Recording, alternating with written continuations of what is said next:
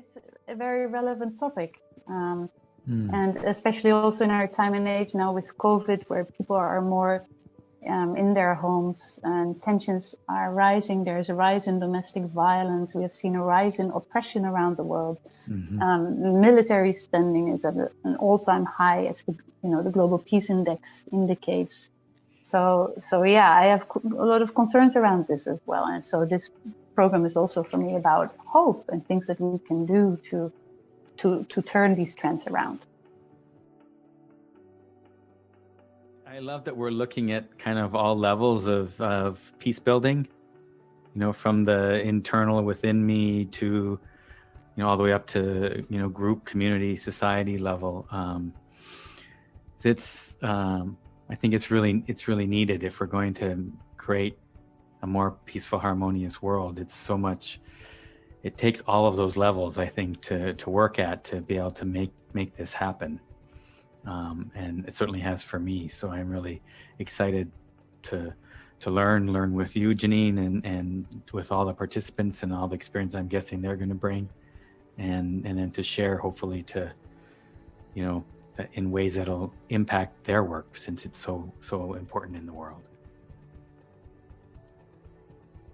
I'm also excited about that we're looking at peace building in multiple dimensions of our lives. Like our inner peace. How do we feel, looking at our feelings and emotions and thoughts about the world, and then how we respond and how that can translate in interpersonal relationships and eventually into community relationships and up to the, more political and systemic level. And what I like is that we're going to be exploring the dynamics between these different dimensions.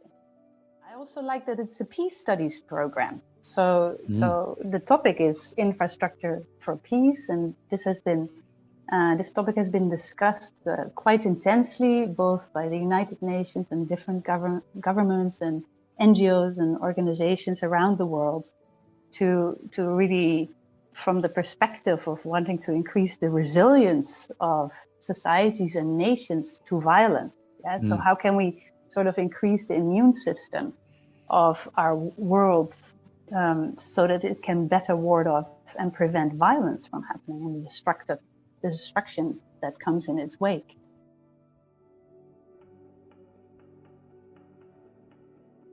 Well, I have to think of Gandhi when I hear building peace and being peace, because he really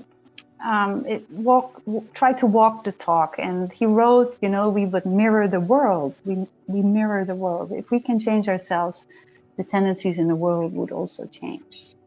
So it really, for me, this title speaks to the dynamic, the relationship that exists between our inner and outer peace. And my own findings is also that, we all have the potential for violence, and somehow it's easier to see the violence in others than in ourselves. Yeah, in NVC we would call it jackal. And so to befriend our jackal, to get to know our jackal, so that we can take responsibility for him and also be less governed by him, to have more choice in how we respond to difficult situations. And so yeah, it requires both. Yeah, it's sort of introspection as well as an analysis of what happens around us. And so these two movements. At least for me, to whatever extent I am doing peace work and stuff in the world, if I don't have a kind of solid infrastructure within me, then it's pretty easy for me to get, knocked off balance and then respond in ways that I later don't enjoy. So I think I'm looking forward to developing more of this idea of the infrastructures for peace, because I know for myself, I have, 20 plus years of study and practice with nonviolent communication, for example, trying to live this consciousness. And still, my wife or my neighbor can say one thing and, where did those skills go? I've lost them somewhere. Yes. And so to have structures in place and processes in place that support me when it's most difficult for me to remember my skills and use my skills, I think that's also, I'm excited about, developing this idea more and learning and living it more with, people who are also working, very diligently and authentically and sincerely in these areas.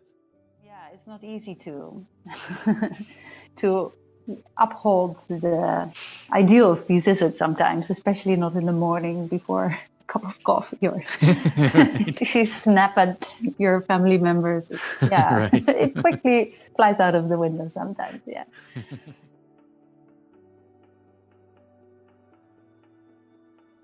My hope is for myself and for all the people, in the program, that there will be kind of a lot of, shared learning and mutual kind of insights and aha moments where one or the other of each of us triggers some depth to that, some like opening some new space around an idea, or have more practical ideas about how do we live this particular infrastructure for peace, or make it more concrete in our own lives or in the communities that we live in.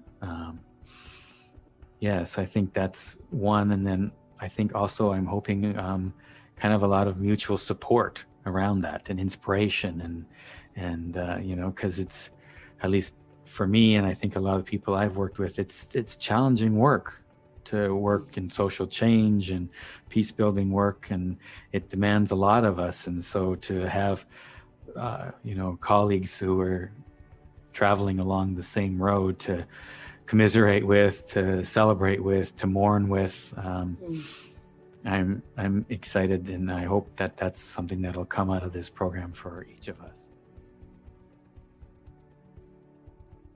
I'm biased because I've been involved with NVC for so long, but I can't imagine doing peace work without it, both because I get triggered and I have pain come up in relation to other things people are doing, or even if I'm trying to support two groups, I start to have stories about one group or another, or one person or another from the different groups. And so for me to be able to interact with them and still maintain some vision of, as you were saying, their humanness, their needs, for me, the NVC is really vital. And certainly with the communities or groups that I work with, we create, hopefully, a space where they can kind of step into that natural NVC consciousness, and it makes all the difference in people's ability, as you were saying, to see the legitimacy of the needs that each group is having, even no matter how they're expressing them. So for me, it seems like it's essential. I can't imagine doing, really powerfully effective peace work without that support, in me, at least, for sure.